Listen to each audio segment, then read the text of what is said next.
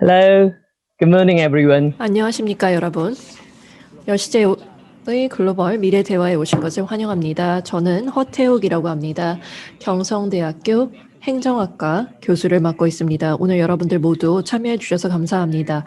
Knew that there's a simultaneously interpretation available for Zoom right now. As there are many Korean audience, please excuse me. Let me address the information in Korean again. 본 강연에서는 한국어 동시통역이 We 진행됩니다. have Korean simultaneous interpretation service today. If you need simultaneous interpretation, please click on the globe icon on the bottom of the screen and choose Korean. Then you'll be able to hear the Korean interpretation. And for mobile users, please click on the add button on the bottom right and select the language So function. given the COVID-19 outbreak has 코로나19의 확산으로 인해서 전 세계적으로 중대한 변화가 초래되고 있습니다. 이러한 측면에서 여시제는 We've been a series looking for invaluable insight for the new normal through conversation with global thinkers and leaders all around the world. Today, at the seventh webinar of Global Future Dialogue series, we are going to explore digital innovation in the COVID-19 era. Since the COVID-19 outbreak accelerated digital transformation, digital innovation has become crucial to securing sustainable future. But how can we facilitate digital innovation? What is the innovation we need to proceed in this unpredictable era, and how can we optimize digital technology in fostering innovation? So today, we invited an inspired leader who has contributed social innovation using digital technology in Taiwan to discuss digital innovation in the COVID-19 era. So it is my great honor to introduce our distinguished guest, Minister Audrey Tang. Minister Tang is Digital Minister of Taiwan in charge of social innovation. In 2016, she became Taiwan's youngest ever government minister at the age of 35, yeah, with no experience in politics, but in software companies in Silicon Valley. As a minister with a portfolio, she has become leading social innovation using digital technology within the government and also in the civil society. Minister Tang has played a key role in successful response to COVID-19 in Taiwan by creating mask app and implementing pre-order mask system. Before we start with Minister Tang shortly, I want to introduce our housekeeping role for today's webinar. First, Minister Tang will have 10 minutes to address the keynote before the discussion. Second, Q&A session will be followed after keynote speech and the discussion. So please feel free to leave your message, comments, and questions in the Q&A box at the bottom center of your Zoom. So we will deliver those questions to the cast during our Q&A session. Third, after the event, the full record of this webinar, both English and Korean version, will be uploaded on our Yeosijae YouTube channel. You can follow it later. I'm sorry to have captivating minister. We really look forward to having an insightful discussion with you, Minister. Now the floor is yours. Hello, and I'm Audrey Tang from Taiwan. Really happy to share with you some thoughts around digital social innovation. And in Taiwan, we say social innovation means everyone's business, everyone helps. People contribute to make the society better. And digital, or in Mandarin, 数位, means also plural. So as a digital minister, I connect the plurality together, connect people to people, people to the planet, people to other animals and plants and beings, whereas IT in Taiwan would mean connecting machine to machine. So by digital, we mean to improve the plurality of the social sector. In the very beginning of the pandemic, we harnessed the social innovation, the fast, fair, fun principle to not only notice the SARS 2.0 cases in the Wuhan Huanan seafood market through a Reddit equivalent in Taiwan, the PTT, but also because we have a daily Central Epidemic Command Center press conference. Anyone with a social innovation can call 1922 and get amplified the very next day. For example, in April, there was a young boy that called saying, hey, you're rationing out mask, but all I get is pink medical mask. I don't want to wear it to school. People will laugh at me. He called to the 1922. And the very next day, all the medical officers in the press conference wore pink medical mask. Our commander Chen Shizhong even said Pink Panther was his childhood hero. And so the boy became the most hip boy in the class, for only he has the color of the mask that the heroes wear, not only the heroes, but the heroes' heroes. And that improved the mask availability and the willingness of people to wear the masks. And also, we work with the civic technologists who work on more than 100 different tools, some of which actually also being adopted in first Seoul and then the rest of Korea the very next month on March on the mask rationing way. And none of this is built by the government. This is reverse procurement built by local civic technologists. So people who queue in line, for example, nowadays it's 9 medical masks per 2 weeks, and they can see me swipe my national health insurance card and then watch the number go down. It's like a distributed ledger. No matter whether they use a line chatbot or a map or a voice assistant, they can rest assured that this system functions in a fair way. And even when the parliamentary interpellation from a data analytics VP of Foxconn interpolated the minister saying, it looks fair on the map, but if you zoom out from the OpenStreetMap, you can see that the time that people take to get to the pharmacies are still unequal. And the minister didn't say, we defend our policy. He said, legislator teach us. And so this turned what used to be opposition into co-creation. And we co-created the distribution method the very next day. And finally, this not only the pandemic, but also the infodemic.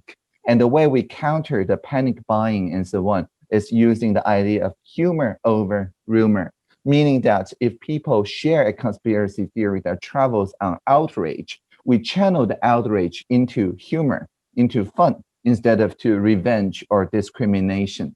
So if I tell you that please wear a mask to protect yourself from your own unwashed hands, you may or may not remember it, but you will not share it.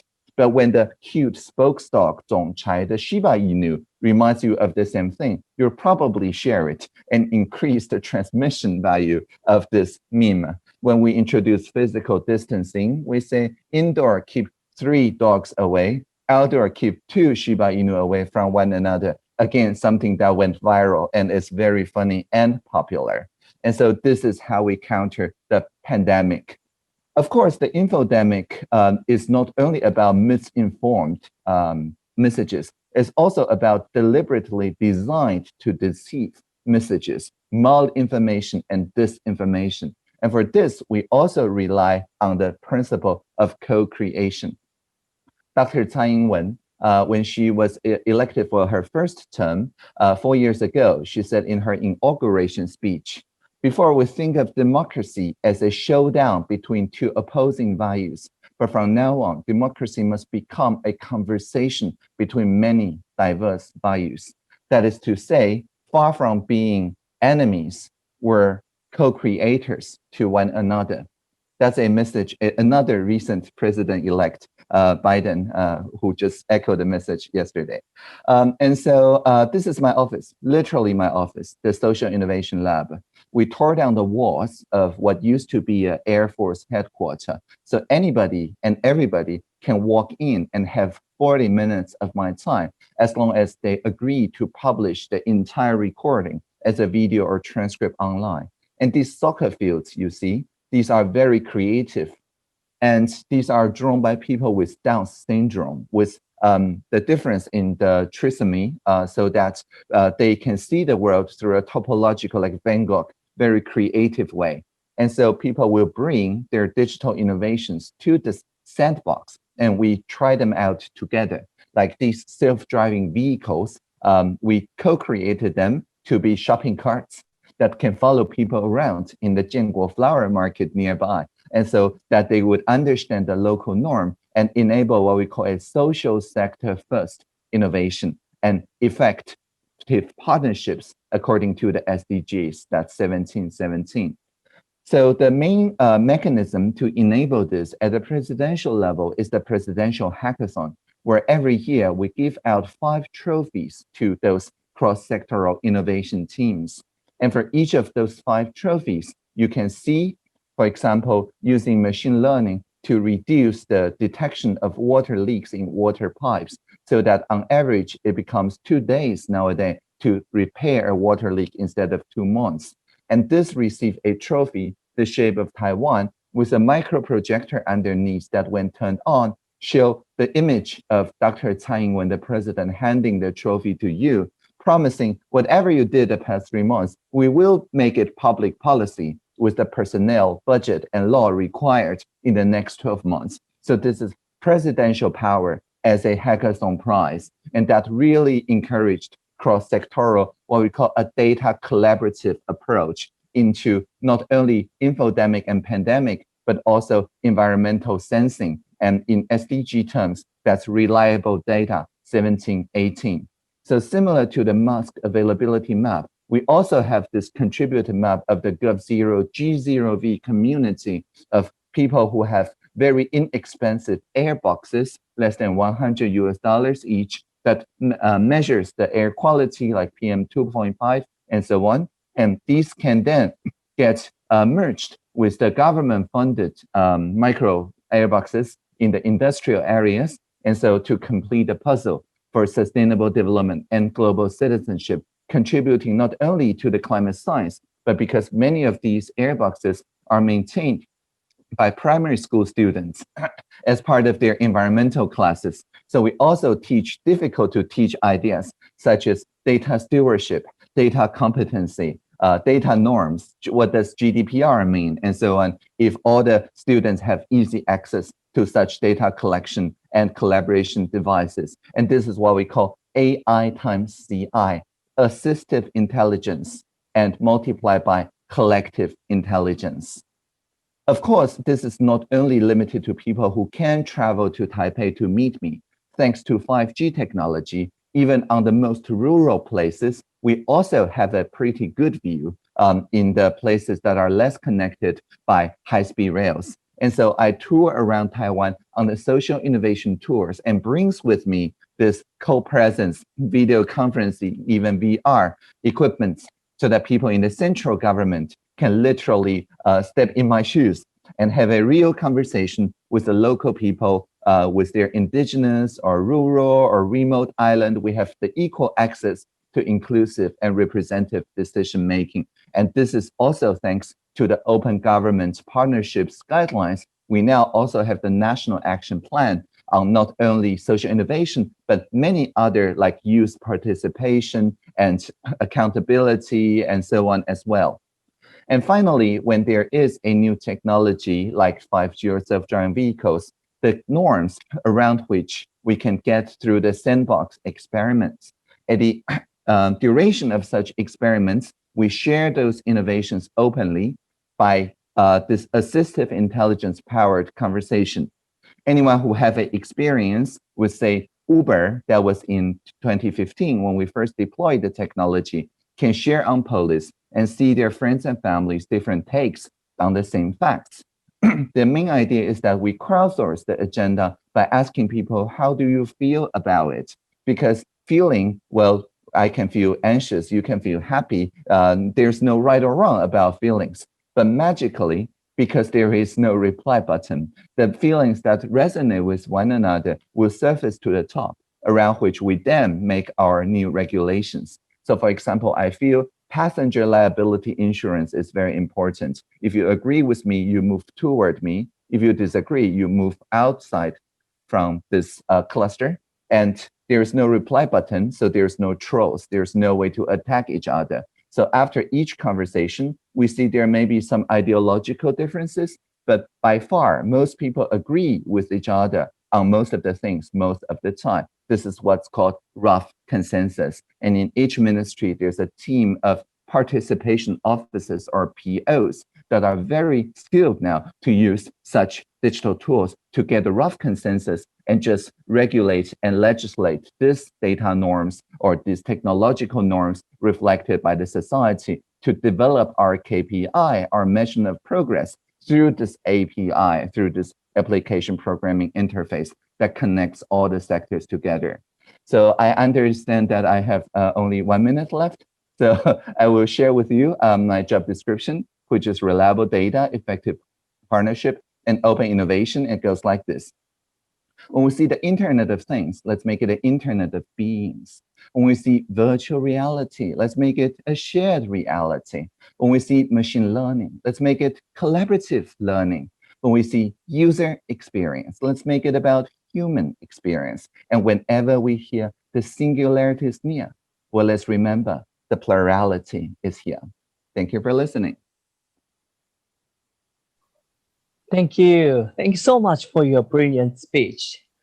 Well, thank you for sharing and your insight on innovations, especially example from your experience in Taiwan. We want to ask a few more questions, follow-up questions on your speech. Okay, so besides what you introduced during your keynote speech, we also heard that there are reverse mentors, participation officers in the Taiwanese administration. What are they? What they do? Can you give us a more specific example of challenges that these new posts have brought to the administration? Certainly. The participation officers that I alluded to are a team of people in each and every ministry in Taiwan who communicates both within their own ministry when it comes to public participation, but more critically, they engage the hashtags that are trending. So just as parliamentary officers talk to the MPs and the press officers talk to the journalists, the POs talk to hashtags. And for example, the Ministry of Health and Welfare's PO lives with this Shiba Inu. And so, sorry about that. It's okay. Right. All right. Okay, so Okay, but you may see me top down right now in the reverse mentor position.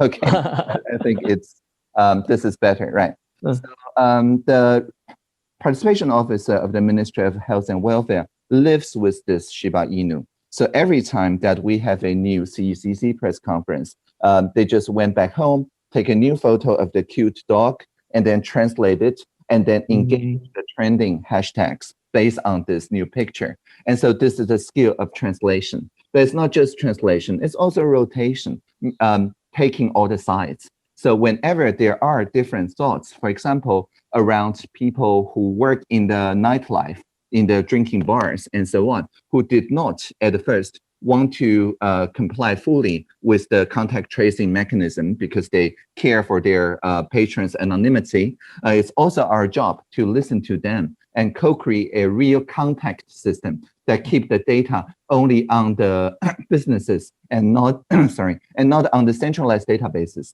And this means that people can use throwaway SIM cards, one-time emails, even hats with a plastic shield and so on, and collaborate in the physical distancing and contact tracing while keeping their anonymity and keeping the data from the central government's collection. And so our main idea is that during the pandemic, we do not collect any new data that we're not already collecting before the pandemic. Again, that's for a participation officer to engage the stakeholders and also to translate this new system into easy to understand dog memes. And so rotation, also very important. And finally, scaling, to listen and scale using tools such as Polis. Now, the reverse mentors are the young people who are under 35 years old that works with cabinet members to point out a new direction towards sustainability. For example, well, I was a reverse mentor when I was 33, when I was younger, to the Minister Jacqueline Tsai in this very office. But nowadays, we have 35 reverse mentors, all under 35, working with around 12 different ministries. And they will say, for example, that the Minister of Labor should travel with the reverse mentor, the name is Huang Weixiang, to Russia, to the World Skills Competition. And we need to make our champions in skills to be the same prestige as the champions of Olympics and parade on the National Day Parade. So people can look up to their role models in skills And so for them to then work with the K-12 curriculum education so that people will no longer see academic high school as their only senior high school choice and the skill development senior high school as a secondary choice. Instead, because they co-create to make the community better, is a placemaking with the local middle schools so that middle schools can work with those champions and then fulfill the sustainable development goals also by enrolling in the skilled senior high schools. And that's a real policy change, and it's proposed by the reverse mentor, but fulfilled through intergenerational solidarity by the more senior members of the cabinet. Wow, sounds very, very brilliant. So, and also it's very impressive that the Taiwanese government has introduced novel and innovative ideas to the governance. So, however, those governance often most with resistance from the old generation or existing bureaucracies. How about in Taiwan? What was the challenges when introducing new system? How have you and your team overcome the challenges? In Taiwan, we always say that the technology should adapt to the society. We never ask the society to adapt to technology. So the wisdom of the elders are very important.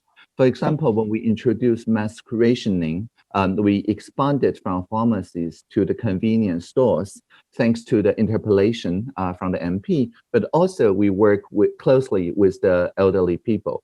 Our premier tried out the system himself, and he is in his 70s. And I also work with my own grandmother, who is 88 years old now, and she introduced me to her young friends who are 77 years old, so young to her, not to me, and we co-created the mass rationing system on the convenience store according to their most convenient and comfortable way of paying by cash, for example, using the health card, not the ATM card, because they are afraid that if they enter the ATM password, it will be used for scam or things like that. So we designed it to be passwordless. But the check is done at the counter level, and it enables payment by cash and so on. So it may not seem very electronic at the very beginning, but it is exactly the same process as getting the refillable prescriptions from the pharmacist, which the elders are very comfortable and very used to this process. And so this improved then their willingness to spread the idea of mass rationing. And so by April already, we have almost 90% of people getting the mask and willing to wear it properly. Great. So far, how do you evaluate the innovation in governance so far? So do you think they have been working well as originally planned or not? It's beyond the plan, right? I don't, I hold a space. My office is called the Public Digital Innovation Space, but I don't have a plan. The social sector has plans, for example, for showing the mass rationing, for working with the antivirus companies on counter spam and counter disinformation, and they make those plans. My role is to make sure that first, these plans work also with the career public service so that it reduces everybody's risk. If they fail, they can say, hey, we're just attending the presidential hackathon. So reducing the risk and also improving the trust between the both sides, as I mentioned about the pharmacists, about the nightlife workers. And finally, I also work on assistive intelligence tools such as Polis, so that people don't have to sort through the moderation of the comments. Their time could be freed while the crowd moderated each other. Great. So I saw your official bio explaining you as digital minister in charge of social innovation. It was very interesting because your post is not social innovation minister, but digital innovation minister. So what is the role of digital technology in social innovation in Taiwan? Yeah, and this is, as I mentioned, a wordplay, because digital 数位 also means plural. Right, so I can also be called a pluralistic minister in charge of social innovation. And so to me, digital means the core of the internet spirit, end-to-end innovation, meaning that anyone with a new idea doesn't need anybody's permission to get the other people starting using that idea. Rough consensus, meaning that people don't have to agree on fine details, but just on the broad directions of where the community is going, and also on the idea of radical transparency. As I mentioned, everything that I share is made public for the digital community to see. So in this sense, digital is also a post-sovereign idea. The internet governance works on the inter-net, on the dash, connecting the sovereign nations' networks together into something that is larger and also different. Because we don't work within the Westphalian system in internet governance. I often say, I don't work for the Taiwan government. I work with the Taiwan government. I don't work with the Taiwanese people. I work with the Taiwanese people by connecting them to the larger internet-based governancing norms. Great, thank you. So what is Taiwan's next goal in innovation, especially in this era of new normal where the pandemic and fourth industrial revolution has changed everyday life?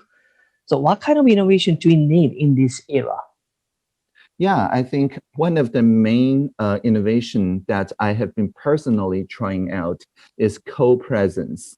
That is to say, whereas I'm seeing you through this two-dimensional screen, it is only the epistemic, the knowledge part of us that are currently contributing to this conference. But we don't enjoy the same kind of solidarity, the shared experience, right? I can't comment to you saying that the weather is great. Look at the clouds, so beautiful, because I don't even know what the weather is on your side. And so to the idea of extended reality or XR is very important because 5G enable us to walk out of these closed buildings and to the outdoor places, as I had one experience with a provincial government event where I traveled on a car, admittedly, but still using 5G. People can see the surroundings and the landscape and have a co-presence feeling. I also co-created art with artists in Europe and New York by using XR space. It's a new headset with no controller. You can control it using your hands, and it immersed in the Matterhorn mountain in Switzerland. And that's a very overview effect inducing experience to make art together and so on. And I think while, of course, the pandemic distanced us from our friends and family, I have friends in quarantine right now, but still we can surpass those distance using the digital, augmented, extended, and virtual reality technology. Yeah, sounds great. We can imagine that. All right. So how can the government optimize digital technology in the post-COVID-19 era? Actually, should the government lead digital innovation or let the private sector lead their own way? Yeah, I think the social sector should always lead both the public and the private sector. And by the social sector, I mean the cooperatives, the social entrepreneurs, the people who make civic technology organizations. In other words, people who voluntarily solve problems for the public good. And the reason is that these are longer lasting than any term of the president. The largest NGOs in Taiwan who enjoy very high legitimacy out of their work on, for example, flood recovery, earthquake recovery, and so on, they have defended the human rights, communication rights, and health rights of the Taiwanese people even before we had a presidential election. And so they enjoy very high popularity and lead the digital transformation. And the business, that's to say the private sector, and the government, that's to say the public sector, follow the norm as established by the social sector players. And this is what I mean by reverse procurement as well. Yeah, I totally agree with you. All right. Thank you. Your so brilliant comments and explanations. So we want to move on to the next topic, data. All right. South Korean government recently announced the Digital New Deal plan, focusing on constructing vast public data dam. However, despite the importance, the plan has been criticized as it lacks a specific implementation plan, enough discussion on privacy protections, and also measures to enhance transparency of government. So how should the public data be constructed and utilized to maximize the value of public data? And what should the main purpose of constructing public data? And what should be the priority of government when constructing public data? Yeah, I think we can look at the norms of the journalism sector to look at what a good example, a good relationship is about. Of course, there are national TVs and national newspapers. There are state newspapers and TVs. But by and large, the social sector, that is to say, the journalism professors, the professional journalists, the professional editors, and so on, set the norm. So they don't call themselves text producers or text processors, right? Although they do produce text and curate text. But what they do is they improve the knowledge, the access to truth, to facts for everybody involved. And that's the value they serve. So focusing on data is like focusing on text. It's muddles the discussion a little bit because the value is confused with the instrument. And so I think in Taiwan's cases, what we're seeing is that more and more people are realizing, and maybe thanks to our new curriculum last year, we don't teach media literacy anymore. We teach media competency. That is to say, students are no longer receiver of media. They're a producer, narrator of media. They also need the same training all the journalists went through, because many primary schoolers maybe have more Instagram followers than I do. So obviously they are producers. In a similar vein, they are also co-producers through data of, for example, climate science, right? For example, the water quality, for example, the mask availability. All of these are participatorily produced in a decentralized fashion. So when this concerns the statistics or concerns only the environmental data, of which no privacy concern is implied, then we only need to work on the accountability layer, such as distributed ledgers, as I just mentioned, around the environment and mask availability. However, if this is privacy, for example, health data, then of course people would, even if you're a primary schooler, you probably would only want to share your health data with your family, right? With your parents maybe, and certainly not the classmates, and not to the same detail, not to the same degree. And so the data norm need to be established very early on and introduced to the techniques that if I want to share the kind of data that I produce with people to produce statistics, but I don't want them to access my real data, then the primary schoolers need to learn about synthetic data. And all of them have broadband as human right and easy access to the National Center of High-Speed Computation, with which that those synthetic data can be generated that have the same statistical properties, but does not have any access to the raw data that they produce. And so this is important. And on the cybersecurity front, also new developments such as fully homomorphic encryption or FHE enable me to take all my data encrypted with my key and send it to you to process, to run. The cloud providers can run the algorithm without having any access to the raw data. And they can send the result back to me and I can decrypt it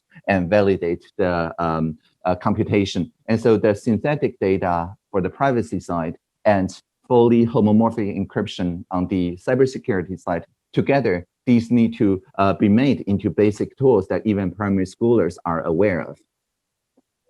Yeah. As you mentioned just earlier as well, how can the government encourage the citizen participation? So how can the government engage citizens in both constructing and optimizing public data? What can be the motivation for citizens to engage in the public data? And can you give us a more specific example on this, please? Certainly. So many people in Taiwan care about environmental sustainability, and to hold the polluters accountable is one of the main reasons why they engage in data collectives to measure the air, to measure the water, and to measure agricultural products and things like that. And there's even collectives such as the idea of 透明足迹, the transparent trail, where you can use their app to scan the barcode of each and every on-the-shelf food or any other product. And then instead of showing the price, it shows the value. the value could be negative. Like if they did an environmental law violation, then it will be shown there. Like if you buy this case of cookie, it actually costs how many damage to the planet. And it could be expanded to also show the carbon footprint and things like that as well. And so all these are crowdsourced and crowd audited by the social sector, who then also form on the other side consumer cooperatives, such as the homemakers union, to negotiate with the term of the production with the agricultural workers and through participatory audits. And this then sets the norm above which that the more shareholder-minded public companies have to also conform to nowadays what we call stakeholder capitalism. All right. So let's open the window of audience Q&A. So since today's distinguished guest is you, Minister, who played a pivotal role in successful response to COVID-19 in Taiwan, there are many questions from Korean, particularly Korean audience related to COVID-19 response in Taiwan. Let me start audience Q&A session and ask a few questions on behalf of the audience. So first question is that Taiwan and South Korea both are well known for successful response to COVID-19 using digital technology. However, in South Korea, the criticism about over invasion of privacy has been sparked, especially when a cluster of COVID-19 cases emerged in the LGBT district in Seoul in May this year. How has the Taiwanese government tried to find balance between public health and privacy protections? Was there any similar controversy over digital tracking system in Taiwan as well? And what was the case, and how has the Taiwan government tried to overcome, and how can the government protect private information while ensuring public interest? Yeah, as I mentioned, early April, we had a case where a worker from an intimate drinking bar was confirmed with COVID, and she did not review her profession on the first day and only on the second day. And of course, just as in Korea, there's a lot of public pressure to shut down or lock down or fine them or things like that. But I think the critical factor is that in our CECC, there are medical workers such as Philip Luo, who already have a long-term relationship with the HIV plus community. Because Philip Luo understands, of course, U equals U, right? Undetectable is untransmissible, but not everyone in Taiwan understand that. Many people were stuck in the previous centuries ideas about HIV plus.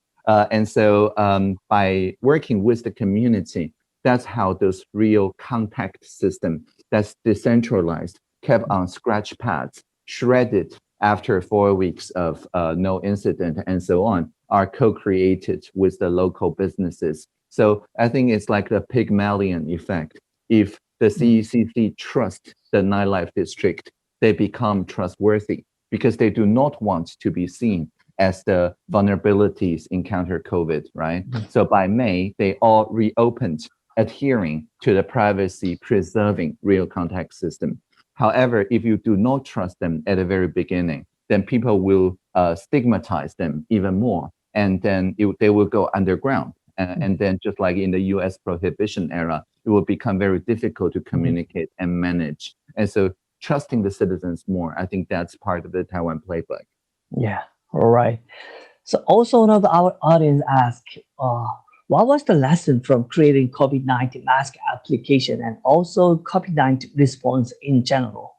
Is there anything you want to change in Taiwanese COVID-19 response, or if you can go back to the beginning of 2020? And how do you want to apply the lesson from COVID-19 to the future pandemic, which hasn't come yet, but sure will come?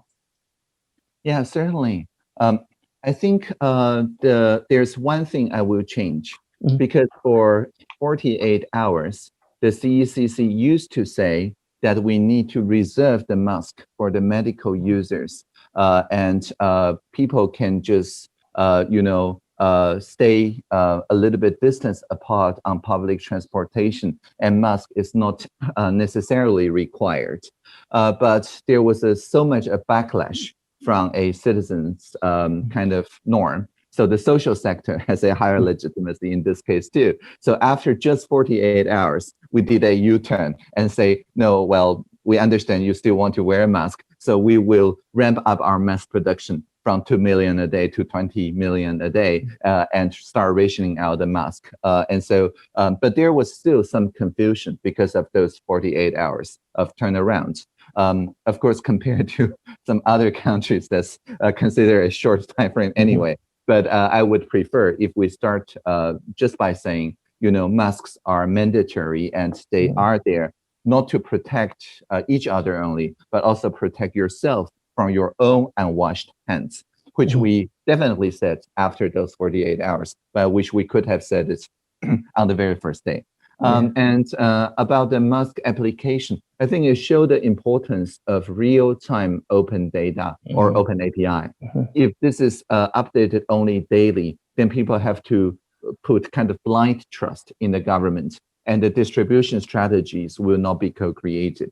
But because we publish every 30 seconds, this enabled a lot more analysis and strategies co-creation. So coming forward, I think all procurement that could produce open data daily should also be able to produce it like every minute. All right, so brilliant comments to the questions. Another simultaneous question raised. So it seems digital technology was a key to successful response to COVID-19. So was there any support for elderly who are not familiar with digital technology? Yeah, and this is why I call AI assistive intelligence. And the assistive intelligence doesn't need to be a machine.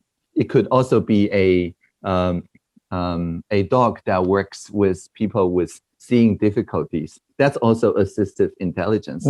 And also the local pharmacies, right, trusted by the elderly for refilling their prescriptions. When we design so that they show up with the national health insurance card, which covers more than 99.99% of not just citizens, but also residents, then the pharmacists act as the assistive intelligence between the elders and the mask rationing system, and later on expanding it to the convenience store workers, but still keeping the same experience and the same flow. So co-creation with the elderly, bringing the technology to them instead of asking them to adapt to technology. That is digital, that is truly plural. Yeah, thank you, a brilliant comment. So another question about how can the government reward to the private sector for their ideas when the government want to adopt their ideas? Yeah, the convenience stores, for example, they are, of course, with profit companies, and each of them wanted to get people into the habit of collecting it in their store. So they will offer free coffee, or they will offer free drinking water, or coupons, or things like that. And it's in their nature to do so. And we thank them for essentially popularizing the idea of mask wearing. I mean, there's a whole business in this. The mask I'm wearing now is rainbow colored. It's for the Pride Parade, right? And I paid for this too. So the whole point is that whereas the basics of health, learning, and communication is maintained by the public sector, the norm of the social sector says, if you want to differentiate, if you want to make it not only protective, but also fashionable, then that is for the private sector to enter and to innovate with their ideas. All right, great. So another question is that when we are going through digital transformation, strengthening soft power is crucial, such as in education and culture. Does Chinese government have any strategy in that aspect? Yes, definitely. As I mentioned, the idea of digital competence and media competence, not literacy, has been our main shift. So instead of having a standardized answer and to get people conforming to those answers, starting last year, our entire 12-year basic education curriculum has been changed to be based on problem-based learning. That is to say, there is no individual to individual competitions anymore within a class, but rather the entire class or across the different schools work together to solve a social problem or an environmental problem. So we have people who are as young as 16 years old starting movements and initiatives to ban plastic straws to our national identity drink, the bubble tea. And then we co-created with them to be plastic free when offering bubble tea. It's a real thing. It's happened last year. And also each and every private sector can also contribute their pro-social and pro-environmental materials for the K-12 students to work with. Case in point, this very clothes that I'm wearing is made out of coffee bean waste and recycled plastic bottles. And these then form the basic education of fashion design based on this pro-environmental attitude of circular economy. Wow, yeah, looks great. Wow, great. Yeah, it's called And- upcycling. Yeah. Yeah, exactly. Yeah. So, how do you evaluate the progress on digital transformation in Taiwan? What should be further pushed ahead? Yeah, I think there's 4 pillars in our digital transformation strategy. First is the digitization, the infrastructure. Next is innovation. How many good ideas get amplified? The next is governance. How much does the societal norm can evolve, co-evolve? And finally, inclusion. How much voice and input and creation from people who don't have the voting rights, for the beings like rivers and mountains who used to be revered as spirits, but nowadays gets forgotten by the westernization. How much of their voice can return to policy making? And so the 4 pillars, digitization, innovation, governance, and inclusion, forms the DG, the DG Plus plan, upon which that we evaluate our work. Great. So, one of the questions is, please share your honest opinion on the post or with COVID-19 era. So, what should we expect? What should we prepare? And what do you want to? Yeah, I think COVID, as I mentioned, is a common urgency for for everyone on the planet. So that means that everyone on the planet for the first time understood that it is the same planet that we're living on. For the virus does not know anything about national boundaries, nor does it negotiate with diplomats. The virus is a different category of being that negotiates with, well, everyone in the Homo sapiens community, right? So anyone who are vulnerable to the virus, that is to say any human being, has a stake in making the solution as fast as possible, as fair as possible. And so Taiwan, of course, is part of the Homo sapiens community. And we can take the experience that we have to solve for this, to not only anticipate SARS 3.0, but use this new norm of international collaboration to solve for climate change, to solve for the infodemic, that's to say polarization on social media and things like that. And so I look forward to a truly planetary, interdisciplinary collaboration norm after the COVID. All right. So another question, one more question. What is the difference between South Korea and Taiwan in response to COVID-19? So we are I kindly ask you your opinion on that. Yeah, I think we both do very well. And in Taiwan, because we remember how bad the lockdown of SARS was in 2003. So we started with a more difficult path of a very narrow solution space of not collecting any new data that's not already collected before the pandemic, and no lockdown whatsoever. And so this is a very thin line to walk. This is very difficult to achieve. This places a lot of burden on everyday citizens to understand the epidemiology. It also requires our decision makers, our top epidemiologist, who was responsible for the initial SARS response in 2003 and wrote a textbook on the response, who happens to be our vice president at the time and who holds both political and scientific authority to publish not only papers, but cute videos, massive online open courses that teaches everybody epidemiology. And that's why we fought the pandemic with no lockdown and the infodemic with no takedown And this is something that is, I think, deepening of democracy during the pandemic, because if you ask people, why do they wear the mask? They will not say, the government tell us to. They will say, we want to, and we lobby the government. Even when the government says it's not necessary, we still wear the mask anyway. And this is the democratization spirit. Yeah. All right, brilliant comments as well. So thanks so much for your answers and lovely, brilliant answers as well. Unfortunately, we're almost running out of time. So for your final remarks, we want to kindly ask you, Minister, to share a few words as a young leader for the youth struggling in this unprecedented situation all around the world. Certainly.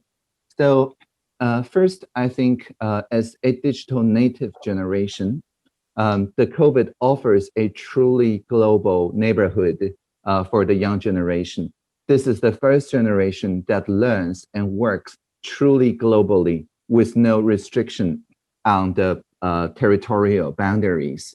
And so the COVID may distance us from our friends and family, but it does bring the generations and especially young people across the world closer together.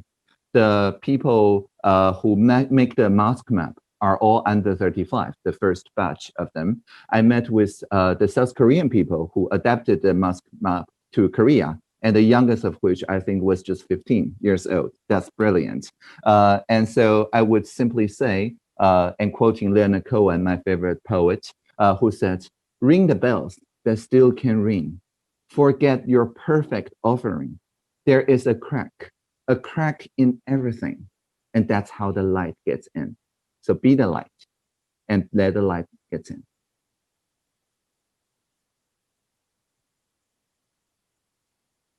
And also unmute yourself. That's very important for young people too. All right.